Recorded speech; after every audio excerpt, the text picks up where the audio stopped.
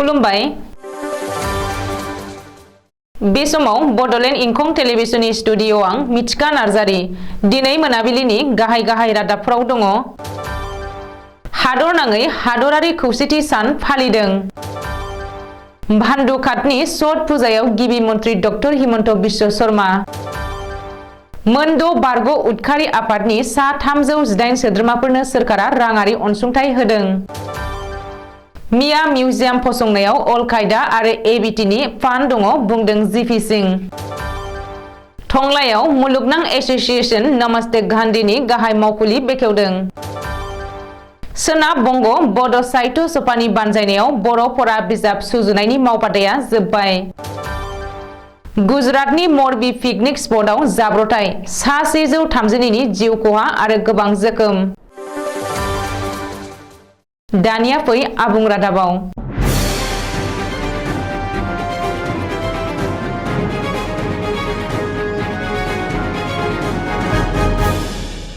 दिनै हादरारि खौसेथि सान एबा नेशनेल यूनिटी डे आयरन मैन एबा लहा सुबुं सरदार वल्लभभाई पेटेलनि जोनोम सानखौ लोब्बा लानानै दिनै हादरनाङै हादरारि खौसेथि सान फालिदों।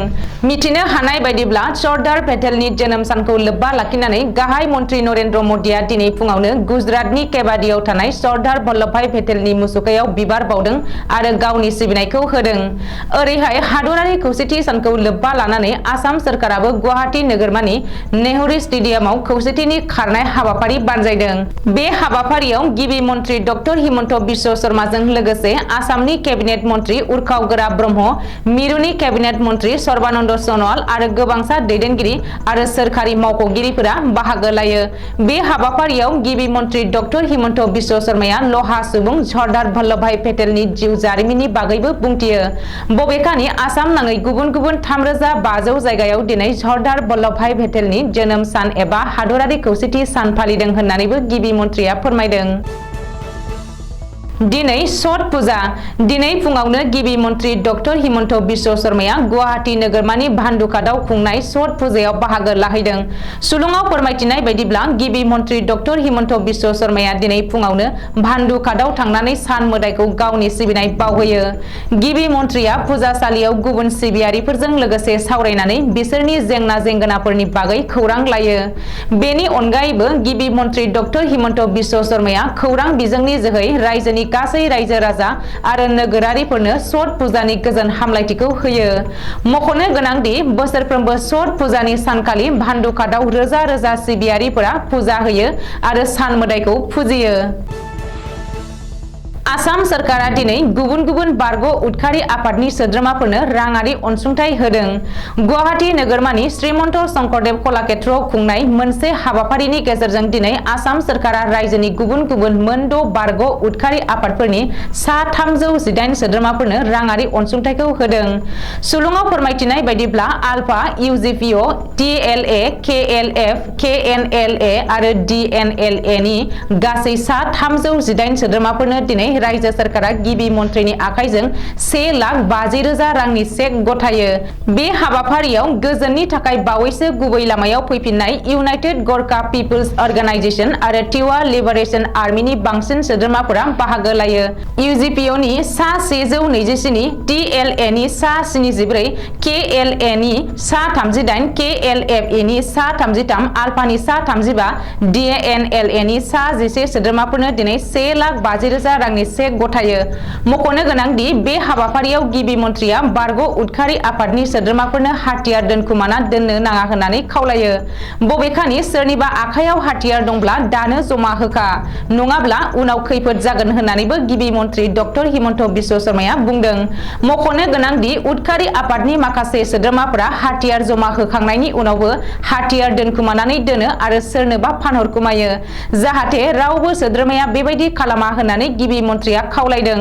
ओरैहाय गिबि मन्त्रिजों लोगोसे सुर गोरोबहोफादों डिजिपि भास्कर ज्योति महन्तआबो आरो सोरनिबा आखायाव हाथियार दङब्ला बेफोरखौ सोरखारनो गथायनो थाखाय खावलायो। गवालपारा जिल्लायाव मिया मिउजियाम फसंनाय आरो बेनि थाखाय राङारि अनसुंथाइ हरनायनि आन्दोआव अल कायदा इन्डियान साब कन्टिनेन्ट आरो आनसारुल बांला टीम एबा एबिटि नि आखाइ दङ। बे बाथ्राखौ बुंदों आसाम पुलिसनि स्पेसियेल डिजिपि जिपि सिंहआ।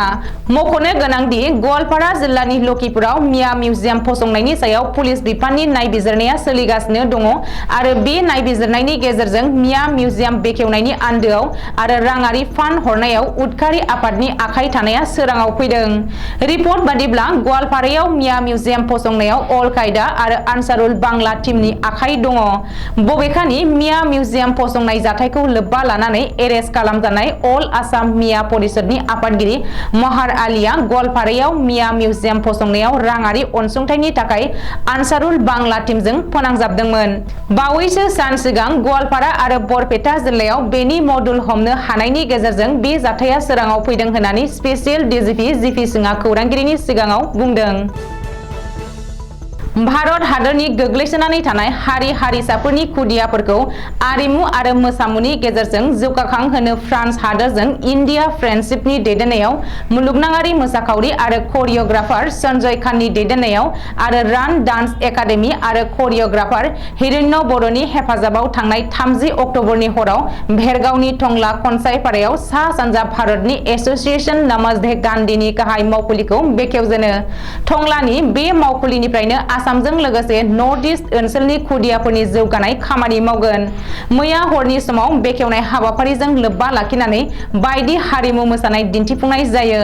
बे रंजानाय हारिमु हाबाफारिखौ नायनानै फ्रान्सनिफ्राय बाहागो लाफैनाय आलासिफोरा बर'नि दामनाय देनाय मोसानाय रोजाबनाय आरिमुफोरखौ नुनानै जोबोद गोजोननाय फोरमायो आरो हाबाफारियाव जोबनायनि उनाव आर'नाइ फालिजों खर'आव खावखानानै बर'नि खेराइ दामनायजों खेबसे स्रायनो मोसाफानानै गोजोननाय लायो।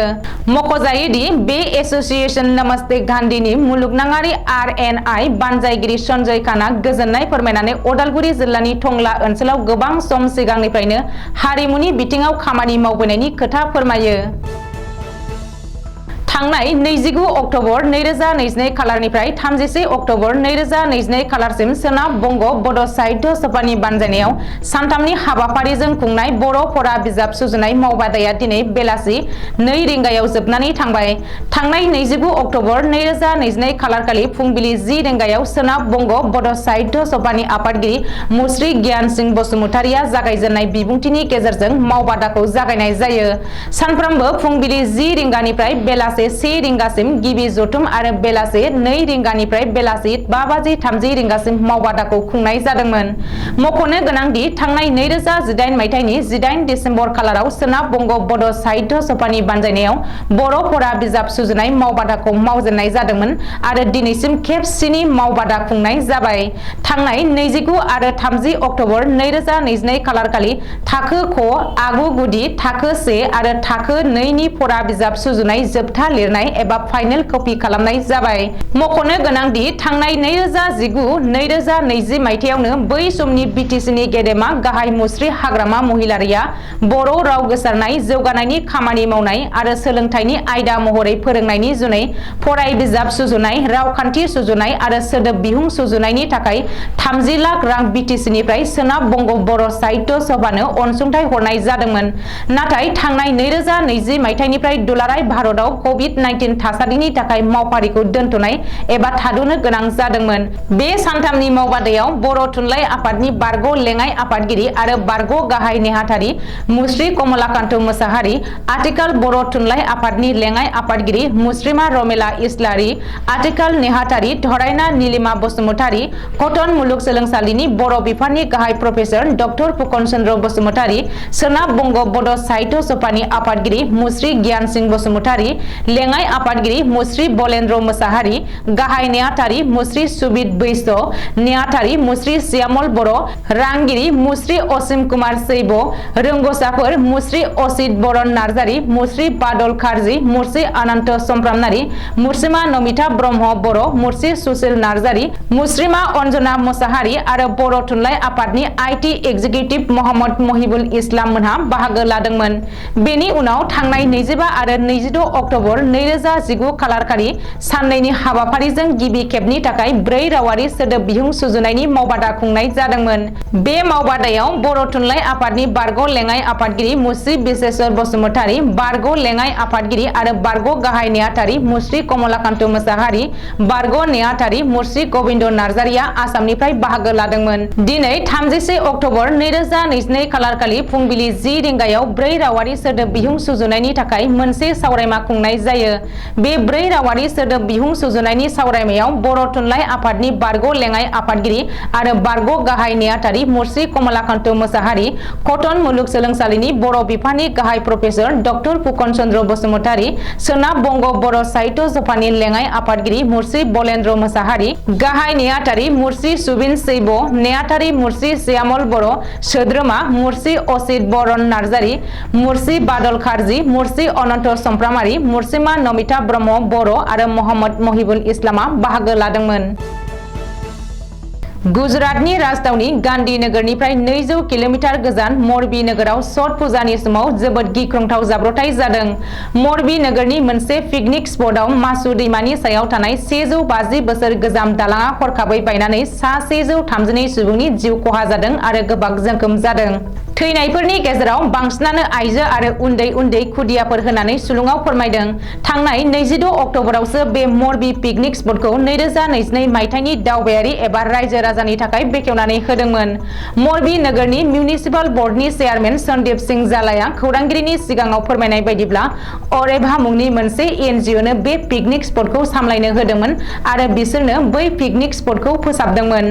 रबिबारखालि गासै सा 10,000 सुबुङा बै पिकनिक स्पटआव नुजाथिहैदोंमोन आरो सा 500 सुबुङा दालां सायाव गाखोनानै दंमोन।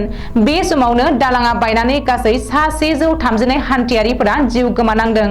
गुजरातनि केबिनेट मन्त्रि ब्रिजेन मिर्जाया बे जाब्रबथायनि सायाव गुजरात सोरखारा दायखौ रुजुनबाय होननानै फोरमायदों।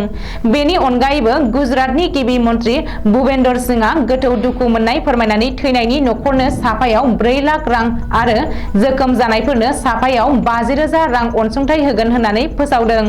ओजोंहाय गाहाय मन्त्रि नरेन्द्र मदिया पीएम रिलिफ फान्डनिफ्राय थैनायनि नखरनो साफायाव 2 लाख रां अनसुंथाइ होनाय जागोन होननानै टुइटाराव टुइट खालामनानै फोरमायदों। दिनै मोनाबिलिनि रादाबा एसेनोसै। गोजोन्थों।